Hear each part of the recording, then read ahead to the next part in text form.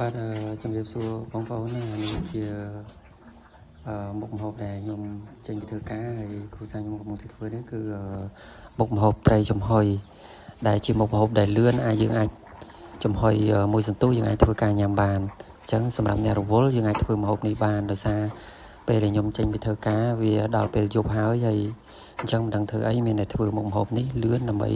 ងាយស្រួលក្នុងការយើងបាទជំរាបសួរបងប្អូននេះជាសកម្មភាពធ្វើម្ហូបហើយក៏មិនបានរៀបត្រឡប់ទៅធ្វើការវិញហើយទាំងអស់ខ្ញុំកំពុងតែត្រៀមធ្វើពុក ម៉ែ ម៉ែ បងប្អូន ត្រី កំងចំហុយស្ដាប់ដែរដោយសារ ហ្នឹងហើយដោយសារខ្ញុំ ពេលវេលា ទាន់បាន ពីយប់ដែរ ធ្វើ ចឹង ជាវីដេអូរៀបរាប់ពី គាត់តែជាវីដេអូដែល តើមានគ្រឿងផ្សំអី ទៅ ខ្លះ ការ ច្រើន ថ្មី ទេ ដោយសារវាជា ហើយ ម៉ូដែល ហើយ ទៅខ្ញុំមានដៃថ្មីដែរទេអញ្ចឹងអត់ទាន់ ហើយ ជាឈ្មោះក្បាយ ខ្ញុំ ណាទេអញ្ចឹង ហ្នឹង សូមពុកម៉ែបងប្ បា អូ ន នជួយ ជួយ គ្រប់គ្រងនៅ ធ្វើ វីដេអូរបស់ខ្ញុំបាទ ចឹង ផងបាទ បងប្អូន ហ្នឹងហើយអរគុណច្រើន បានអរគុណ